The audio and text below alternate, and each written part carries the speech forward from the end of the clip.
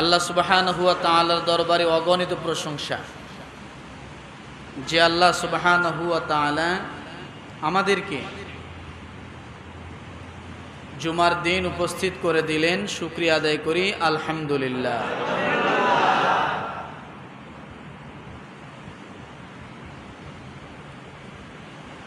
রব্বে কারীমের দরবারে অগণিত প্রশংসা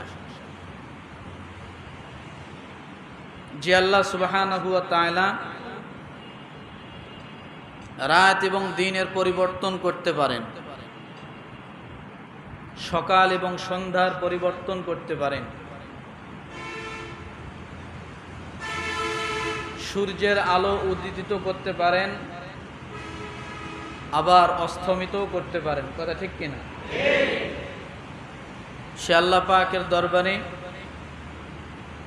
এই জন্যই শুকরিয়া আদায় করি যে আল্লাহ সুবহানাহু ওয়া তাআলা আমাদেরকে হায়াত নামের নেয়ামত দান করেছেন। বেঁচে আছি বিদায় আল্লাহকে আল্লাহ বলে ডাকতে পারতেছি। তো ভাই, আলোচনার শুরুর দিকে যাই। আজকে আলোচনার বিষয় আমি নিয়ে আসছি মানুষের জানমালের নিরাপত্তার বিধান ইসলাম কি বলে। আলোচনার বিষয় কি? মানুষের জান এবং মালের নিরাপত্তার বিধানে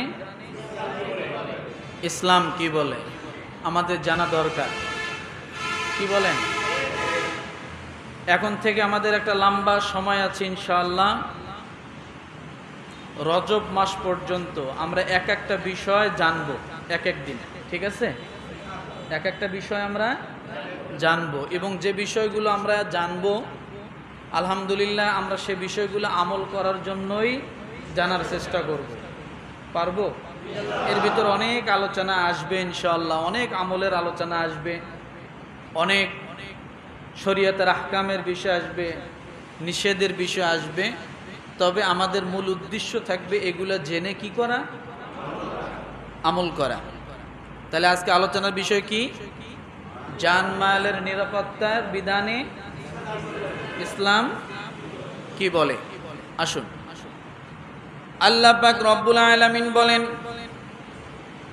ওয়ালা তুফসিদু ফিল আরদি বা'দা ইসলাহিহা ওয়াদউহু খাওফান ওয়া তামআ ইন্না রাহমাতাল্লাহি করিবুম মিনাল মুহসিনিন।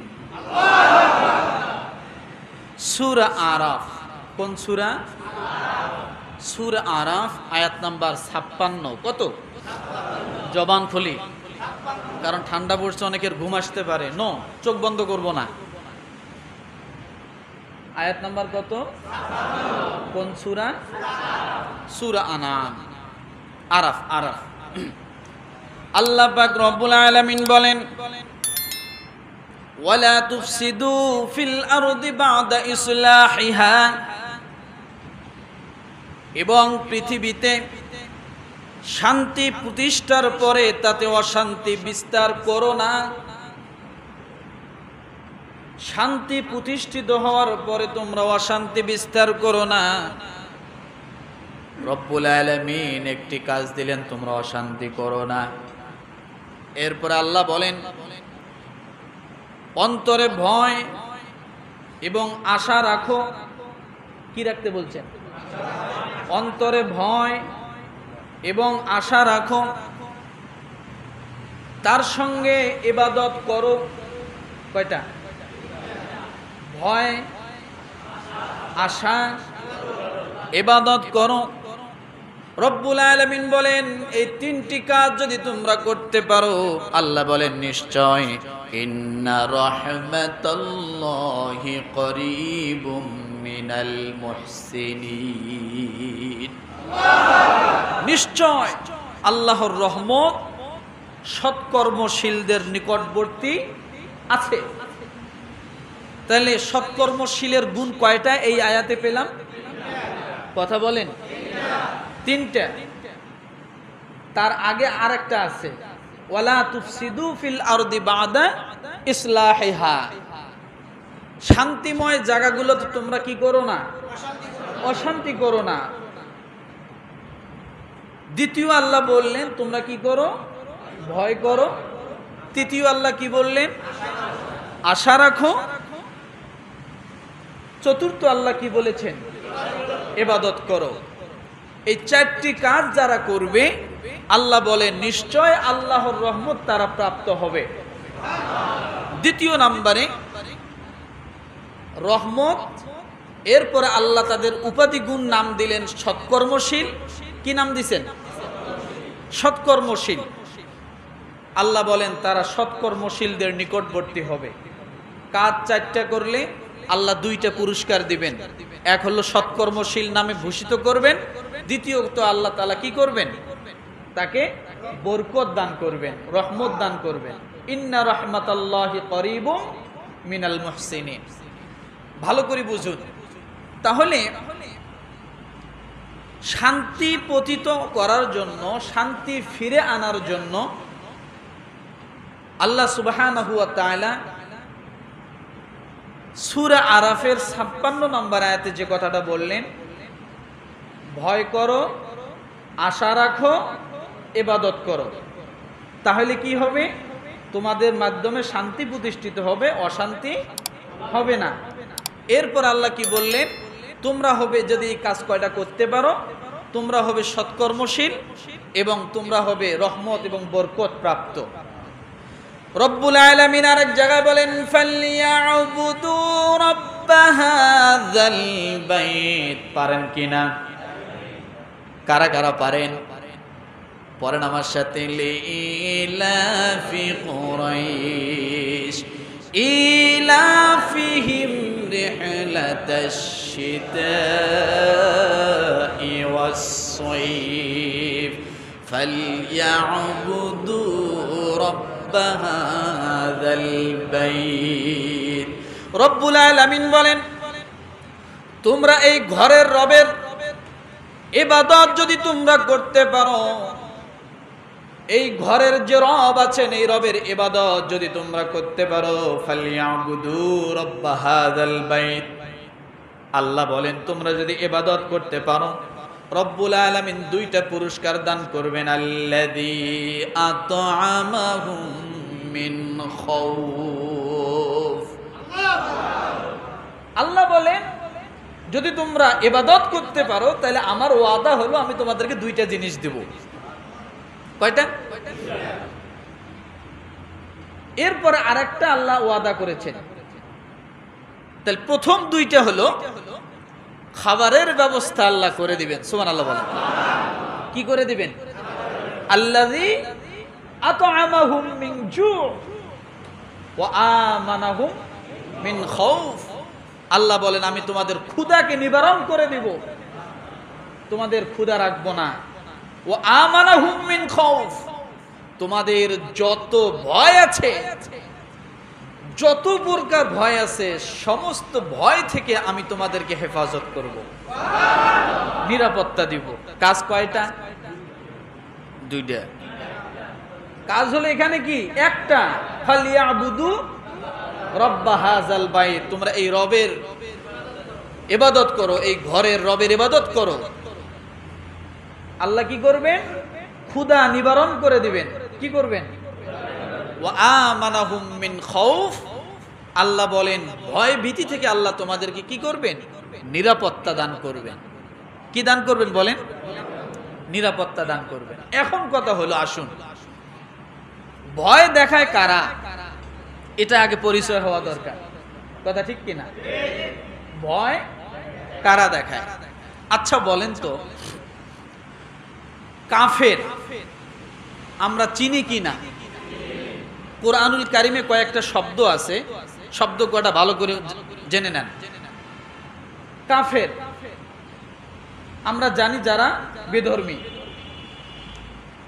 আরেকটা শব্দ আছে মুশরিক, আছে কিনা? আল্লাহকে মানে কিন্তু বিকল্প ধারায় মানে, শরিক করে মানে। আগুনের পূজা করে, মূর্তির পূজা করে, আছে না? তাহলে মুশরিক পাইলাম, কাফের পাইলাম। এরপরে কি আছে? মুনাফিক আছে কি নাই? মুনাফিক কারা? মুসলমানের ভিতরে একটা দল, মুসলমানের ভিতরে একটা দল। আরেকটা শব্দ আছে মুসলিমিন, এরা কারা? ইমানদাররা, নাকি যারা মুসলমান বলে দাবি করে। তাহলে কাফের, মুশরিক, মুনাফিক, মুসলমান আছে না? কয়টা পেলাম? আল্লাহ সুবহানাহু ওয়া তাআলা কুরআনুল কারীমে আরেকটা শব্দ ব্যবহার করেছেন, মুসরিফিন। কি বলেন তো? কি? মুসলিমিন না, মুসরিফিন। তাহলে মুশরিকিন, কাফিরিন, মুসলিমিন, মুনাফিকিন, আরেকটা শব্দ কি আছে? মুসরিফিন। এখন এই মুসরিফিন কারা? কাফিরের সংজ্ঞা পেলাম, মুসলমানের সংজ্ঞা পেলাম, মুনাফিকের সংজ্ঞা পেলাম, কথা ঠিক না? মুশরিকের বিষয় জানলাম, তাহলে মুসরিফিন কারা? এটা জানা দরকার। এটা জানলে এই আলোচনা বোঝাটা ক্লিয়ার হয়ে যাবে। পারবো ইনশাআল্লাহ? কি বলেন? এই মুসরিফিন শব্দে রাসূলুল্লাহ সাল্লাল্লাহু আলাইহি ওয়াসাল্লাম দুনিয়ায় আসারও হাজার হাজার বছর আগে ব্যবহার হয়েছে। সুবহানাল্লাহ বলেন। আল্লাহ পাক রব্বুল আলামিন সেই সমস্ত ব্যক্তিদের কথাগুলো কোরআনে তুলে ধরেছেন। সূরা আলে ইমরান আয়াত নাম্বার 147। কত জোরে? নাম্বার মুখস্থ করতে হবে। আয়াত নাম্বার 147। ওই সমস্ত মানুষগুলো রব্বুল আলামিনের দরবারে কি বলে দোয়া করতো? ওয়া মা কানা قولهم إلا أن قالوا ربنا اغفر لنا ذنوبنا وإسرافنا في أمرنا وثبت أقدامنا وانصرنا على القوم الكافرين رب العالمين কুরআন নাজিলের হাজার হাজার বছর আগে কিছু সংখ্যক মানুষ যারা ছিল তারা এই সমস্ত কথা বলে আল্লাহর কাছে দোয়া করত। কি বলে দোয়া করত বলেন? আল্লাহর কাছে দোয়া করত, আমা কানা কওলাহুম ইল্লা আন ক্বালু রব্বানা গফির লানা যুনুবানা ওয়া ইসরাফানা ফি আমরিনা ওয়া সাব্বিত আকদামানা ওয়ানসুরনা আলাল কওমিল কাফিরিন। আল্লাহ বলেন তাদের কথা এছাড়া আর কিছুই ছিল না। তারা বলেছিল, হে আমাদের প্রতিপালক, আমাদের গুনাহসমূহ ক্ষমা করে দিন। এক নাম্বার কি ক্ষমা চেয়েছেন? কথা বলেন। আমাদের গুনাহসমূহ ক্ষমা করে দিন। এরপরে বলেছেন আমাদের দ্বারা আমাদের কার্যবলিতে যত বাড়াবাড়ি আছে সমস্ত বাড়াবাড়িগুলো যা দ্বারা সীমালঙ্ঘন ঘটেছে সেগুলোকেও আপনি আমাদের ক্ষমা করে দিন। কি করে দিন? ক্ষমা করে দিন। এরপরে আমাদেরকে সদৃঢ় পথ অবলম্বন করার তৌফিক দান করুন, অর্থাৎ আমাদেরকে অটল থাকার তৌফিক দান করুন। এবং বলেছেন কাফের সম্প্রদায়ের বিরুদ্ধে আমাদেরকে বিজয় দান করুন। কি দান করুন বলেন? কি দান করুন? বিজয় দান করুন। এই যে এখানে চারটে দোয়া, যুনুবানা ওয়া ইসরাফানা ফি আমরিনা ওয়া সাব্বিত আকদামানা ওয়ানসুরনা আলাল কওমিল কাফিরিন। এই দোয়াগুলো কোরআন নাজিলেরও কত বছর আগে? হাজার হাজার বছর আগে এই দোয়াগুলো তারা করেছিলেন। আর রব্বুল আলামিন এই দোয়ার কারণে আল্লাহ তাআলা তাদের দোয়াগুলো কবুল করে নিয়েছেন। এখন কথা বলতে চেয়েছিলাম মুসরিফিন কারা আর ওয়া ইসরাফানা কারা। তারা যে ওয়া ইসরাফানা বলেছিলেন, মুসরিফিন হলো ওই সমস্ত ব্যক্তি তারা যে কোনো দলে, যে কোনো সমাজে, যে কোনো জায়গায়, যে কোনো অবস্থানে, যে কোনো সময় তারা অবস্থান করতে পারে। সেটা থাকতে পারে মুসলমানের ভিতরে, সেটা থাকতে পারে ইহুদির ভিতরে, সেটা থাকতে পারে কাফেরের ভিতরে, সেটা থাকতে পারে মুনাফিকের ভিতরে। অর্থাৎ মানুষ নামক বস্তু যত জায়গায় আছে তত জায়গায় তারা থাকতে পারে। তাদের নাম আল্লাহ দিয়েছেন, তারা হলেন মুসরিফিন। কি বলেন? তারা কি? এখন এই মুসরিফিন শব্দের অর্থ হলো সীমা লঙ্ঘনকারী। কি বলেন তো? কি লঙ্ঘনকারী? আল্লাহ পাক রব্বুল আলামিন সূরা ইউনূসের 12 নম্বর আয়াতে বলেন, ওয়াইযা মাসাল ইনসানা দুররু দাআনা লিজামবিহি আও কাঈদান আও কাঈমা ফালাম্মা কাশাফনা আনহু দুররাহু মাররা কাআল্লাম ইয়াদউনা ইলা দুররিম মাসসা কাযালিকা যুয়্যিনা লিল মুসরিফিনা মা কানু ইয়ামালুন। মুসরিফিন শব্দ পাইছেন? কাযালিকা যুয়্যিনা লিল মুসরিফিনা মা কানু ইয়ামালুন। এই মুসরিফিন কারা? কোন সূরা থেকে বললাম এই আয়াতটি? সূরা ইউনূস। কত নম্বর আয়াত? আর আগেরটা কত নম্বর ছিল? আলে ইমরান। আয়াতগুলো মনে রাখবেন। আল্লাহ পাক রব্বুল আলামিন সূরা ইউনূসের 12 নম্বর আয়াতে কি বলেন? মানুষ যখন দুঃখ কষ্ট স্পর্শ করে, মানুষকে যখন দুঃখ কষ্ট স্পর্শ করে, তখন সে শুয়ে বসে ও দাঁড়িয়ে অবস্থায় আমি আল্লাহকে বারবার ডাক দেয়। আছে না নাই? জীবনে আল্লাহর নাম নেয় না। বিপদে পড়েছে, আল্লাহর নাম নিচ্ছে। আছে না নাই? সামনে কঠিন পরীক্ষার সম্মুখীন হবে, আল্লাহর নাম নিচ্ছে।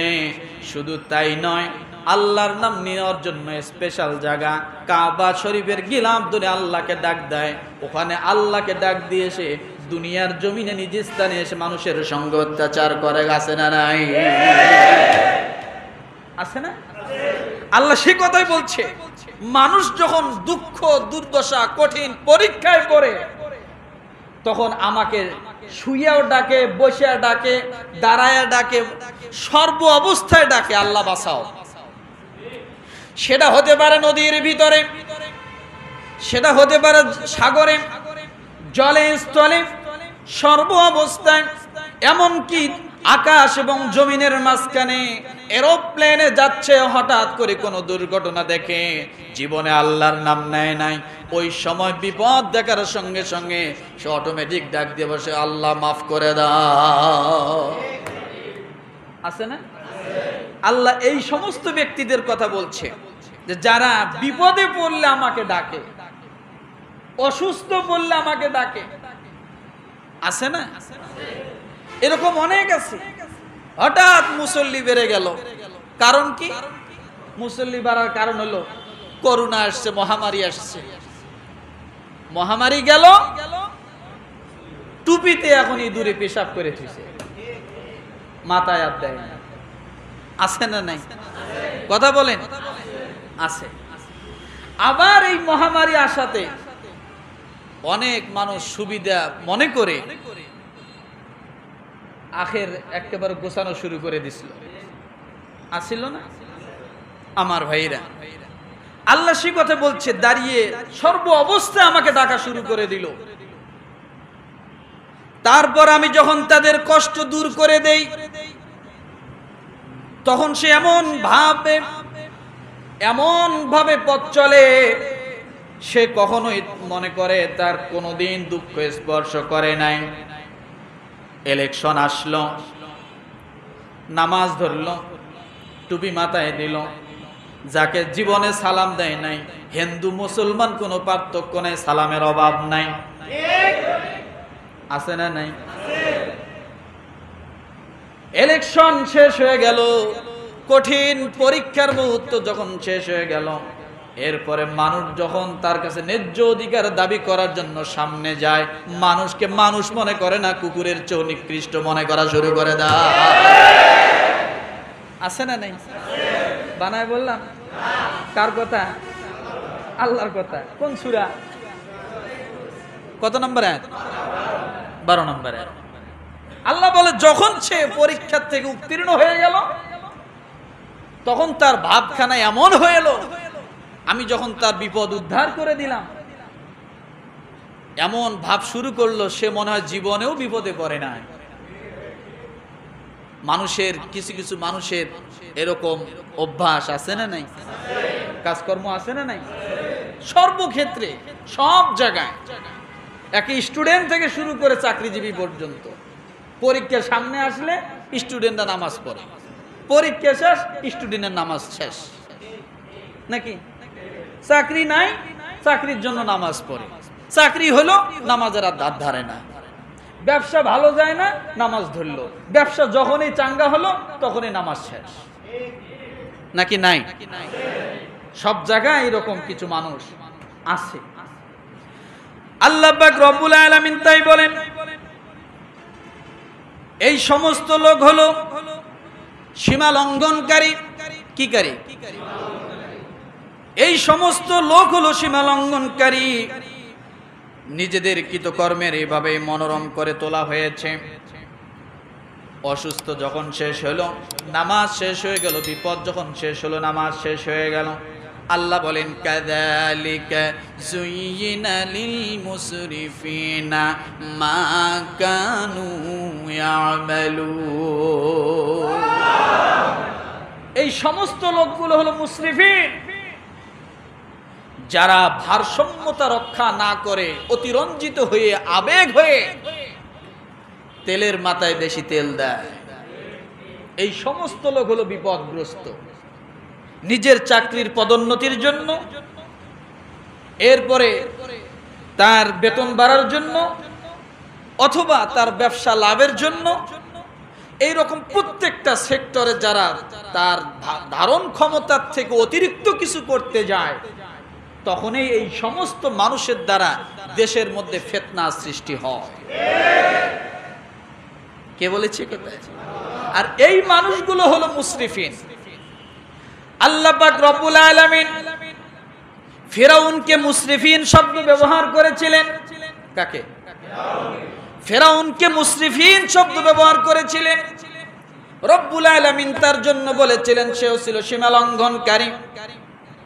আপনি খেতে পারবেন 100 গ্রাম চাউলের ভাত, কিন্তু আপনি গরুর গোশত, ইলিশ মাছ ভুনা দেখে আশ্চর্য হয়ে চোখ বড় বড় করে তাকিয়ে রয়েছেন, আজকে খায়া সাবার করে দেব। আপনি 1 গামলা ভাত নিয়ে বসে একবারে সব ঢেলে নিয়ে বসছেন, খায়া সাফ করে দেব। কিন্তু আপনি অর্ধেক খাওয়ার পরে পেট ফুলে গেল, আপনার পেট ভরে গেছে, আর খেতে পারেন না। আপনি বাকি ভাতগুলো নষ্ট করলেন, ফালায় দিলেন। এটা সীমালঙ্ঘন হলো। কি হলো বলেন? সীমালঙ্ঘন হলো। সারাদিন রোজা রেখেছেন, ইফতারির সময় ইফতারির বাহারি আইটেম দেখার পর আপনার মনের মধ্যে মনোরঞ্জনা শুরু হলো যে আজকে খায়া সাফ করে দেব, সারাদিন না খাওয়া। আপনি 1 বড় গামলা নিয়ে বসলেন খাওয়ার জন্য, অল্প কিছু খাওয়ার পরে পেট ফুলে গেল, পেট ভরে গেল, আপনি আর খাইতে পারলেন না। এটা আপনার জন্য যখন নষ্ট করে ফেললেন, এটা হলো আপনার জন্য সীমালঙ্ঘন। আপনি বাজারে গিয়েছেন শুধুমাত্র একটা ডিম কেনার জন্য, একটা ডিমের দাম 10 টাকা, একটা ডিম এনে ভেজে এরপরে ভাত খাইবেন, কিন্তু ডিমটা আনতে যায় আপনি আরো এটা কিনতেছেন, ওটা কিনতেছেন, চানাচুর কিনলেন, মুড়ি কিনলেন, হাবিজাবি অনেক কিছু কিনলেন। কিনতে গেলেন 11 টাকার বাজার বা 12 টাকার বাজার, আপনি আনতে যায় আপনি 120 টাকা খরচ করে চলে আসলেন। আছে না নাই? কথা বলেন। আপনি মাত্র একটা ডিমের উদ্দেশ্য গিয়েছেন, কিন্তু আপনি 120 টাকা 200 টাকা খরচ করে আসলেন। এটা আপনার জন্য অতিরিক্ত, এটা আপনার জন্য কি? এটাই হলো মুসরিফিন। এইভাবে আরো অনেক জায়গা আছে। আপনি মার্কেটে গিয়েছেন, একটা গেঞ্জি কিনবেন, কিন্তু একটার পর একটা আপনার পছন্দ হচ্ছে, আপনি 5টা গেঞ্জি কিনে নিলেন, 2টা শার্ট কেনা হয়ে গেল। উদ্দেশ্য ছিল একটা গেঞ্জি, কিন্তু আপনি একটা গেঞ্জি কিনতে কয়েকটা জিনিস কিনে ফেললেন, আপনি জানেন না আপনার শোকেসের মধ্যে আরো অনেক বছর ধরে অনেক শার্ট গেঞ্জি পরে রয়েছে, আছে না নাই? এইরকম একটা কিনতে যায়, একটা উদ্দেশ্যে বাহির হইতে যায় আপনি হাজারটা উদ্দেশ্য পূরণ করতেছেন অনর্থক। আল্লাহ বলেন এই সমস্ত মানুষগুলো হলো মুসরিফিন। শুধু তাই নয়, সর্বক্ষেত্রে এমন আছে রব্বুল আলামিন একটা মাপকাঠি দিয়েছেন, লাশ-শামসু ইয়ামবাগি লাহা আন তুদরিকাল কমারা ওয়ালাল-লাইলু সাবিকুন নাহার ওয়া কুল্লুন ফি ফালাকি ইয়াসবাহুন। আরো জোরে বলে রব্বুল আলামিন ডাক দিয়ে বলেন, সূর্য দেখো তোমরা, সূর্য একটা কক্ষপথে ঘোরে। 1 সেন্টিমিটার সূর্য নিচে আসলে দুনিয়া ধ্বংস হয়ে যাবে, আবার উপরে চলে গেলে দুনিয়া ধ্বংস হবে। চন্দ্র যেখানে আছে ওখান থেকে যদি চন্দ্র নিচে নেমে আসে, তার কক্ষপথের বাইরে যদি চলে আসে, ওই চন্দ্র দ্বারা দুনিয়া অনিবার্য সৃষ্টি হবে, ধ্বংস হবে, প্লাবিত হয়ে যাবে। যেমন একজন ড্রাইভার যখন গাড়ি চালায়, তার নির্দিষ্ট পয়েন্টে যদি সে গাড়ি চালায়, গাড়িতে কোনোদিন ক্ষতি হওয়ার কথা নয়। যখন এই অতিরিক্ত আবেগ নিয়ে, অতিরিক্ত বেশি বিশ্বাস্ততা নিয়ে যখন ওভারটেকিং করতে যায়, আমি পার হতেই পারবো, ওভারটেক করতেই পারবো, যখন নিজের ক্ষমতার বাহিরে যখন চলে যায়, ওই গাড়িটা অবশ্যই খাদে পড়ে যায়। কথা ঠিক কি না? প্রত্যেকটা জায়গায় আল্লাহ ব্যালেন্স করে দিয়েছেন, প্রত্যেকটা জায়গাতে আল্লাহ ব্যালেন্স করছেন। ব্যালেন্সের বাহিরে যখন আপনি যাবেন, সেটাই সীমালঙ্ঘন, সেটাই মুসরিফিন। আপনি ভাত খাচ্ছেন, হঠাৎ করে ভাত গলায় আটকে যায়, হঠাৎ করে ভাতটা নাকের ভিতরে চলে যায় কিনা? কেন গেল? আপনার নিয়মতান্ত্রিকের ভিতরে যদি আপনি খান, দেখবেন আপনার ব্যালেন্স ঠিক থাকবে। কিন্তু যখন একটু ব্যতিক্রম হবে, শ্বাসটা একটু বেশি নেবেন ভাত খাওয়ার সময়, দেখবেন একটা দুইটা ভাত আপনার নাকের ভিতরে চলে গেছে, গলায় অটোমেটিক চলে গেছে, আপনার অশান্তি শুরু হয়ে গেল। আপনি খাচ্ছেন 32টা দাঁত দিয়ে আল্লাহ আপনাকে রিফারিং করে সুন্দর করে ওয়াল করে দিলেন, মাঝখানে একটা নরম জিহ্বা আল্লাহ দিয়েছেন। আপনি কেজি কেজি চাউলের ভাত খান, কোনো সমস্যা নেই, কিন্তু হঠাৎ দেখা যাক কথা বলতে যাও, জিহ্বা একটা কামড়ে লেগে যায়, ভাত খেতে যাও, জিহ্বা একটা কামড়ে লেগে যায়। যখন এই ভারসাম্যতা হারিয়ে ফেলে, নিয়মতান্ত্রিকের বাহিরে যখন চলে যায়, তখন দাঁত জিহ্বাকেও ছাড়ে না, জিহ্বাকে একটা ক্যাঁচা মেরে দেয়। আছে না নাই? প্রত্যেকটা জিনিস তালে চলে। কিসে চলে? কথা বলে, তালে চলে। শ্বাস প্রশ্বাস নিচ্ছেন, এটারও একটা নিয়মতান্ত্রিক আছে। যখন এই নিয়মের বাহিরে আপডাউন বেশি হবে, ডাক্তার আপনাকে বলবে আপনি অসুস্থ। আবার যখন এই নিয়মের থেকে কিছু কম হবে, ডাক্তার আপনাকে বলবে আপনি অসুস্থ। আপনার ডাক্তার দেখতে আসছে, এইভাবে 3টা আঙ্গুল দিয়ে চাপ দিয়ে ধরে, হাতের মধ্যে নাড়িতে চাপ দিয়ে ধরে কিনা? কি দেখে এখানে? পালস দেখে না? যদি বেশি হয় সমস্যা, কম হয় সেটাও সমস্যা।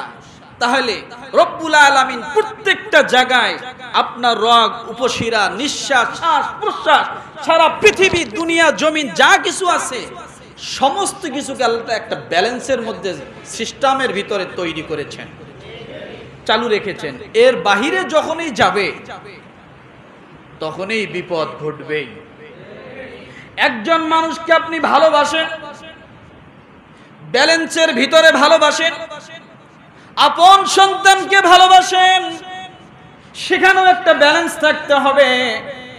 সন্তানকে শুধু ভালোবেসে যাবেন, বেসে যাবেন, এই সন্তানের হাতে একদিন মরা লাগবে।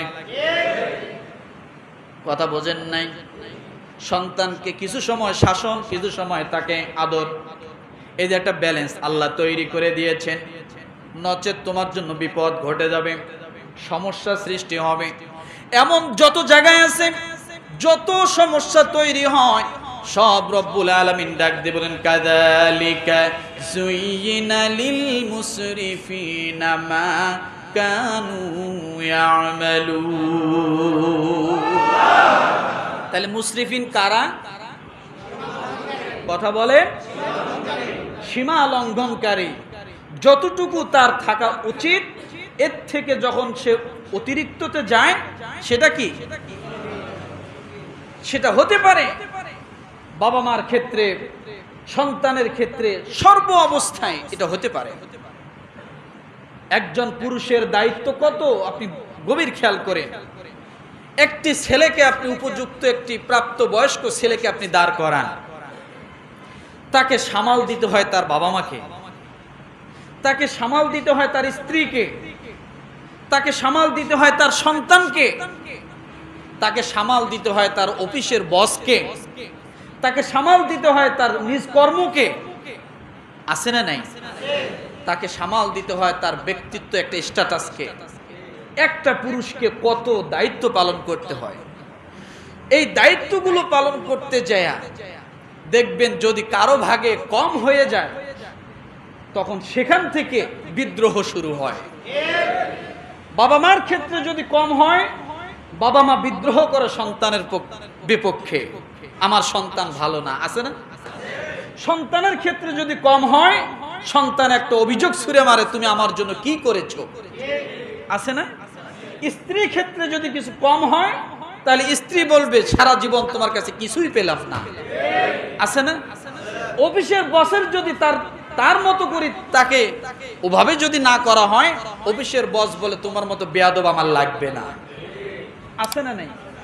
আপনার কর্মর ক্ষেত্রে যতটুকু করা দরকার অতটুকু যদি না হয়, পরের দিন আপনার চাকরি ঠিক থাকে না। তাহলে একজন মানুষ, একজন পুরুষের কথা বলি, একজন মানুষের কথা বলি, তাকে কত জায়গায় ব্যালেন্স ঠিক রেখে চলতে হয়। যখনই ব্যালেন্সের সমস্যা হয় তখনই কি সমস্যা। আপনি একজন মানুষ, একজন মানুষের সঙ্গে, একজন বন্ধুর সঙ্গে কতটুকু আপনি তার সঙ্গে চলাফেরা করবেন, এটার একটা ব্যালেন্স আছে। কিন্তু এই ব্যালেন্সের অতিরিক্ত যখন আপনি যাবেন তখনই হয়ে যাবেন আপনি খারাপ। আমরা ফেসবুক চালাই, ইউটিউব চালাই, বিভিন্ন আমরা মিডিয়া চালাচ্ছি, বিভিন্ন আমরা মানে যোগাযোগের ব্যবস্থাগুলো চালাচ্ছি। আপনি হিসাব করেন কতটুকু করতেছেন। এখানেও একটা ব্যালেন্স রাখা দরকার। যখনই এর অতিরিক্ত কিছু হবে, আপনার চাপা ভেঙে যাবে, আপনার ঘুম হবে না, স্বাস্থ্য নষ্ট হবে, খাওয়ার রুচি থাকবে না, 2 দিন পর আপনি বাতাসে শুধু উলট পালট হবেন, আছে না নাই? সারা রাত ধরে ফেসবুক টিপতেছে, আছে না এমন? এগুলো সব অতিরিক্ত যত জায়গায় হবে তত জায়গায় সমস্যা, নিরাপত্তার বিঘ্ন ঘটবে। আজকে আমাদের সমাজে শুধু নয়, সারা পৃথিবীতে এতদিন শুধু আমরা ফিলিস্তিন নিয়ে কত দোয়া করেছি, ফিলিস্তিনের গাজাবাসীর জন্য কত দোয়া করেছি, কিন্তু আজকে পরিশেষে দেখি আমাদের জন্য, নিজেদের জন্য নিজেরাই দোয়া করে তাই শেষ করা পারতেছি না। কত দোয়া করব, নিজেদের জন্য নিজেরাই দোয়া, এখন নিজেরাই ভিখারি হয়ে গেলাম। ভাই আমার জন্য দোয়া করেন, আমাদের দেশের জন্য দোয়া করেন। এগুলো কেন কেন এত বিশৃঙ্খলা? আসলে বর্তমান সময়টা হচ্ছে এমন, কান্না করলে দোষ, কিন্তু যে কাদায় তার কোনো দোষ নাই। সারা পৃথিবীতে চলছে এমন। আজকে গাজাবাসীর দিকে তাকান, তাদেরকে মারতেছে, মেরে ফেলছে, তাদের কত হত্যাযজ্ঞ চালালো, কত কিছু করলো, কিন্তু আমেরিকা যারা হত্যাযজ্ঞ চালাচ্ছে তাদের পক্ষ নিল, নিয়ে অস্ত্র গোলা বারুদ যা দেওয়ার সব দিল, দেওয়ার পরে কি করলো? আরো মারো। ওরা কান্দে কেন? দোষ কি? দোষ কি? কান্দে কেন? তো এটা শুধু ফিলিস্তিন নয়, সারা পৃথিবীর মানচিত্রে আমার বাংলাদেশে তো আছে। আজকে যখনই আপনি ন্যায্য কোনো দাবি আদায়ের জন্য সামনে অগ্রসর হবেন, তখনই সমস্যা আপনি ভালো না, তখনই সমস্যা আপনি ভালো না। কেন? আমি আমার নিজ দায়িত্বকে আমরা ভুলে গেছি, মানুষের অধিকারের কথা আমরা ভুলে গেছি, মানুষের হকের কথা ভুলে গেছি, যার কারণে আমরা সঠিকভাবে ন্যায্য অধিকার দিতে পারছি না। বিদায় ঘর থেকে নিয়ে শুরু করে রাষ্ট্র পর্যন্ত এমন কোন জায়গা নাই যেখানে বিশৃঙ্খলা নাই। ঘর থেকে নিয়ে শুরু করে রাষ্ট্র পর্যন্ত এমন কোন জায়গা নাই সেখানে বিশৃঙ্খলা নাই। তার মূল কারণ একটি জিনিস ভুলে যাওয়ার কারণে, সেটা হলো কার কতটুকু অধিকার আমার মাধ্যমে প্রাপ্য, আমি কতটুকু পাওনা আর আমার কাছে সে কতটুকু প্রাপ্য, এই জিনিস দুটো ভুলে যাওয়ার কারণেই এত সমস্যা। এই দুটো জিনিস ভুলে যাওয়ার কারণেই এত সমস্যা।